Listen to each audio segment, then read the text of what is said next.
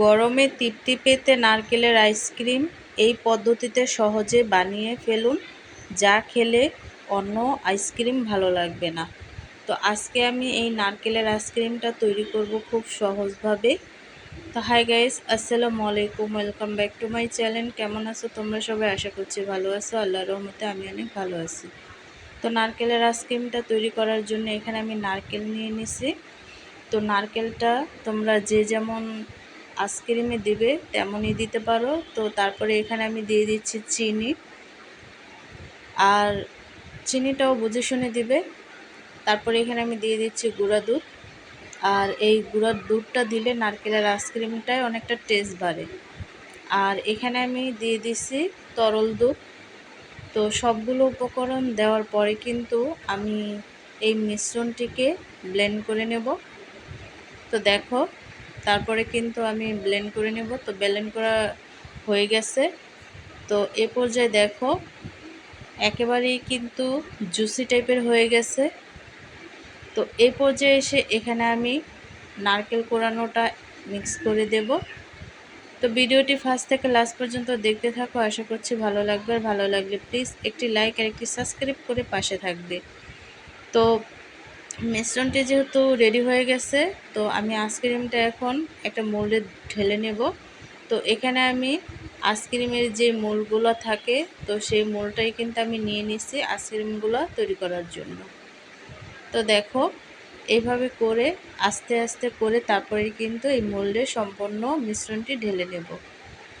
তো এই গরমে কিন্তু তৃপ্তি পেতে এই আইসক্রিমটা তৈরি করে ঘরোয়াভাবে তৈরি করে খেতে পারো। আর এই আইসক্রিমটা কিন্তু অসাধারণ লাগে। তো সম্পূর্ণ মিশ্রণটি আমি মোল্ডে ঢেলে নেব। আর ঢেলে নেওয়ার পরে কিন্তু এই আইসক্রিমগুলো আমি এক রাতের জন্য ফ্রিজে রেখে দেব। তো দেখো সম্পূর্ণ মিশ্রণটি কিন্তু ঢালা হয়ে গেছে। তো এই পর্যায়ে এসে আমি আইসক্রিমের যেই কাঠিগুলো থাকে, তো সেইগুলোকে কিন্তু আমি এক একটায় লাগিয়ে দেব। তো দেখো, তো তোমরা চাইলে কিন্তু যেই আইসক্রিমের কাঠিগুলো থাকে সেগুলো ব্যবহার করতে পারো। তো এগুলো যেহেতু সম্পূর্ণ ঢাকা, তো এই পর্যায়ে এসে এই আইসক্রিমের কাঠিগুলোই আমি ব্যবহার করব, যাতে কোনো বরফ ঢুকতে না পারে। তো তারপরে কিন্তু মুখগুলোকে খুব ভালো করে আমি আটকিয়ে দেব।